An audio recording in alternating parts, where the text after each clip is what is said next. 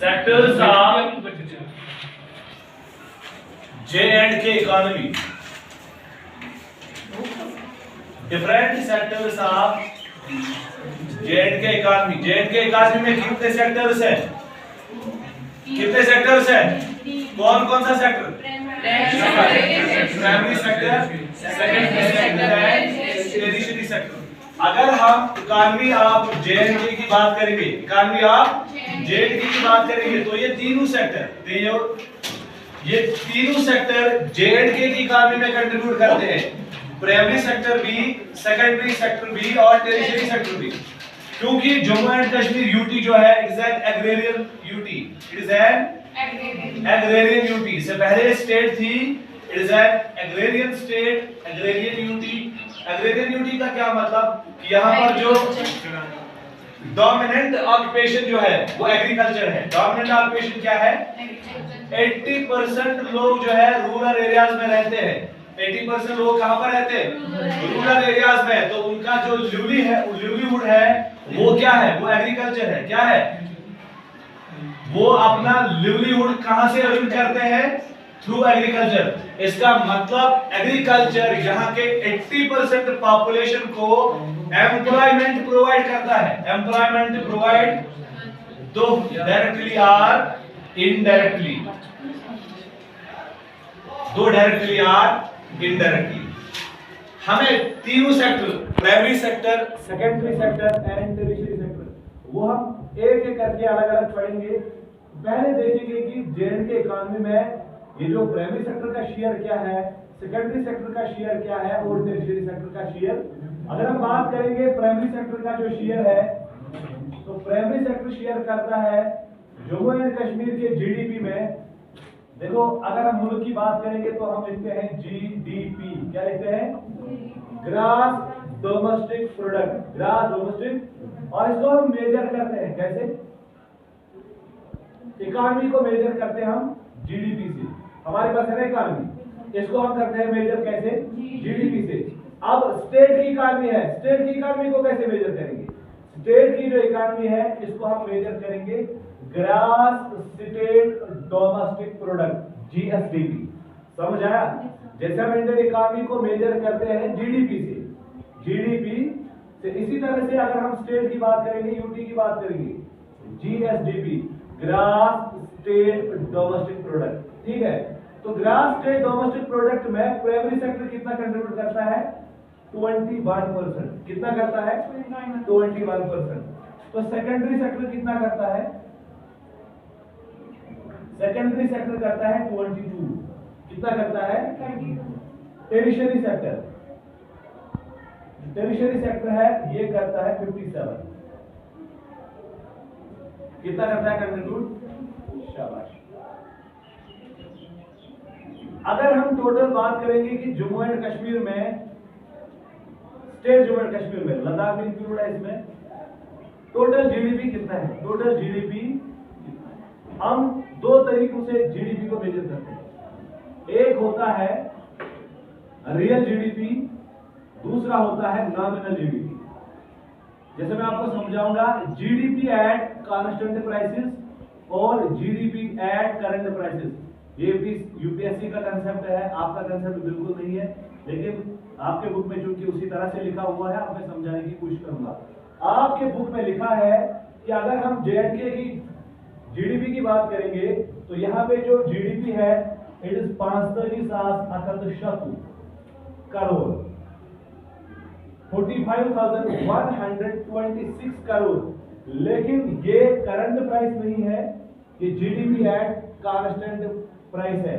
अगर हम 2004 और 2005 को बेस लेंगे for the year 2014 2015, for the year 2014-2015, अगर हम 2014 और 15 की बात करेंगे तो J&K में जो जीडीपी था वो था 45,126 करोड़। लेकिन बेस ईयर मैंने कौन लिया? बेस ईयर मैंने 2004-2000। ये कांस्टेंट प्राइसेस है, जीडीपी एट कांस्टेंट प्राइसेस का ये है रियल जीडीपी। ये क्या है? Real GDP, real GDP. मैं समझाऊंगा ये रियल जीडीपी और नॉमिनल जीडीपी क्या होता है। देखो हमारे पास अगर मैं बात करूंगा 2018 की, 2018 साल गुजर चुका है, साल गुजर 2018 हैज पास्ट, साल गुजर चुका है। हमें पूरी एस्टिमेशन है कि हमारा जीडीपी कितना था। हमारा जीडीपी अभी 2021 चल रहा है, अभी 2020 मैं इस वक्त क्या बोल सकता हूं मेरा जीडीपी क्या है, मैं तो करंट बोलूंगा ना इस टाइम क्या है। लेकिन at the end of the year जब 2021 खत्म हो जाएगा तो उस वक्त मुझे रियल पता चलेगा कि जीडीपी की ग्रोथ क्या थी, जीडीपी की ग्रोथ क्या थी। इसलिए इसको हम बोलते हैं नॉमिनल। जो फॉर एग्जांपल मैं करंट की बात करूं, करंट को हम बोलते हैं नॉमिनल। अगर मैं बेस ईयर की बात करूं, कांस्टेंट प्राइसेस की बात करूं, होता है रियल। रियल क्यों होता है? क्योंकि हमने 100% उसको एस्टिमेशन की हुई होती है। लेकिन यहां पर अगर बात करेंगे, इस वक्त मैं जेएनके की जीडीपी की बात करूंगा। इस वक्त 2021 चल रहा है, तो आज अगस्त का महीना है, तो मैं इस वक्त करंट प्राइस की बात करूं, इसका मतलब ये नेशनल है, क्योंकि मैं 100% नहीं कर सकता इसको एस्टिमेट। आया समझ? तो इसलिए इसको क्या बोलते हैं? अगर मैं करंट प्राइसेस की बात करूं तो उसको बोलते हैं नॉमिनल, क्योंकि मैं बेस ईयर की बात कर रहा हूं, मैं कांस्टेंट प्राइसेस की बात कर रहा हूं, इसका मतलब मैं रियल की बात कर रहा हूं। अगर मुझ 2005 अगर मैं 2004 2005 को बेस ईयर लूंगा कि जीडीपी रेट क्या थी, आया समझ? तो इस हिसाब से मैं किस ईयर के लिए मैं 2004 और 2005 को बेस बनाता हूं फॉर द ईयर 2014 2015, तो मुझे कितना आता है जीडीपी 45,126 करोड़। समझ आया? अच्छा, एक होता है जीडीपी, एक होता है पर कैपिटा इनकम। क्या होता है? Per capita income. Per capita, ये आपका जीडीपी है, पर कैपिटा इनकम। आपका जीडीपी है 45,126 करोड़। इसका मतलब आपके मुल्क में जो टोटल प्रोडक्शन हुई है, गुड्स एंड सर्विसेज की, अगर मैं उसका इकोनॉमिक वैल्यू ले लूं तो कितना हुआ है? 45,126 किलोमीटर। अगर मैं 45,126 को अब टोटल पॉपुलेशन डिवाइड करूंगा, क्या करूंगा? डिवाइड।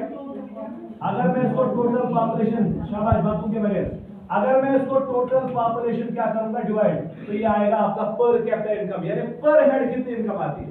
पर हेड कितनी इनकम?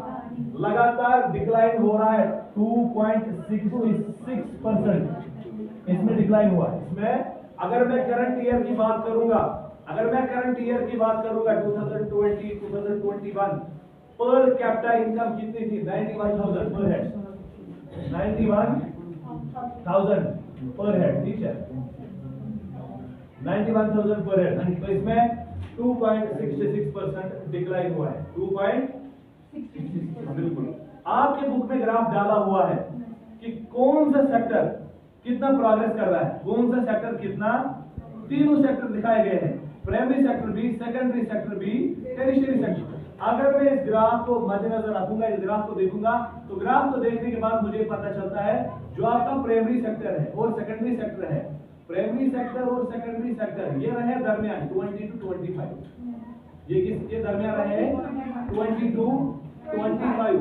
और अगर मैं सर्विस सेक्टर की बात करूं, टेरिशरी सेक्टर की बात करूं, तो ये 50 से 60 तक, ये कहां से जाता है? 50 से। हालांकि तीनों सेक्टर लगातार, अब अगर मैं इकोनॉमी की बात करूं 2015 के बाद, 2015 लगातार जो हमारी इकोनॉमी है वो प्रोग्रेस कर रही है। 9.56 हमारा जो जीडीपी ग्रोथ है, जो हमारी ग्रोथ रेट है 9.56, ठीक है। लगातार हम डेवलप कर रहे हैं 2015 के बाद, क्योंकि 2014 में फ्लड्स आए थे। फ्लड्स के बाद क्योंकि अब हालात थोड़े बहुत खराब हुए लॉकडाउन की वजह से, वरना लॉकडाउन की वजह से बहुत हमारा नुकसान हुआ, बहुत लॉस हुआ। उसका एक वीडियो यूट्यूब पर भी है कि कितना लॉस हुआ, इंटरनेट बैन की वजह से जेएनके में कितना नुकसान हुआ। 2016 की बात हुई और इसी तरह से फिर जो लॉकडाउन हुआ तो कितना लॉस हुआ। लेकिन लॉस के बावजूद भी जो जेएनके इकोनॉमी है ये ग्रो कर रही है। ये क्या कर रही है? ग्रो कर रही है। तो तीनों सेक्टर इसमें कंट्रीब्यूट कर रहे हैं। प्राइमरी और सेकेंडरी सेक्टर की अगर मैं बात करूं 20 to 25% ये क्या कर रहे हैं? जीडीपी में इनका कंट्रीब्यूशन है, gross state domestic production.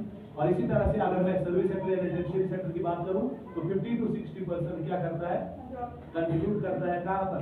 JNK economy में, यानी यहाँ के जीडीपी में, यहाँ के जीडीपी में। अच्छा, बड़ा आम सवाल है, जीडीपी से आपने क्या समझा? जीडीपी का क्या मतलब है?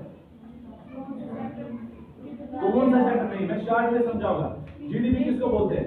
आपकी जो जियोग्राफिकल बाउंड्री है जेएनके की, आपकी जो जियोग्राफिकल बाउंड्री है ना J&K की, J&K के जियोग्राफिक एरिया में आपके कितने गुड्स एंड सर्विसेज आप प्रोड्यूस कर पाते हैं, तो इसका जो इकोनॉमिक वैल्यू है वो आपका जीडीपी बनता है। आया समझ? फॉर एग्जाम्पल, अगर इस geographical area Jammu and Kashmir में किसी दूसरे मुल्क ने कोई कंपनी बनाई है, कोई कंपनी, वहां से जो इनकम जनरेट होती है वो आपकी जीडीपी में कैलकुलेट की जाएगी। आया समझ? ग्रॉस डोमेस्टिक प्रोडक्ट का मतलब आपके जियोग्राफिकल एरिया में जितनी भी प्रोडक्शन आप गुड्स एंड सर्विसेज होती है उसका मतलब जीडीपी। समझ आया? कोई मुश्किल बात नहीं। आराम से अपने कंसेप्ट दिमाग में लाओ। आपका एक कंसेप्ट क्लियर हुआ, आपके 10 कंसेप्ट क्लियर हो जाएंगे। ठीक है? आप अभी तक मैं कह रहा था जीडीपी जीडीपी जीडीपी, क्योंकि आपने 9th में पढ़ा है, या आपका 9th का चैप्टर अगर यहाँ का चैप्टर होता तो मैं यहाँ से फिर से पढ़ा था, क्योंकि 9th का चैप्टर है। जीडीपी आपने वहां पर पढ़ा है, जीएनपी आपने वहां पर पढ़ा है, एनएनपी आपने वहां पर पढ़ा है, इसलिए मैंने यहाँ पर आपको दोहराने के लिए, क्योंकि लॉकडाउन की वजह से आप ज्यादा नहीं पढ़ पाए, इसलिए मैंने आपको जीडीपी का कंसेप्ट क्लियर करने के लिए बोला कि जीडीपी किसको बोलते हैं। समझ?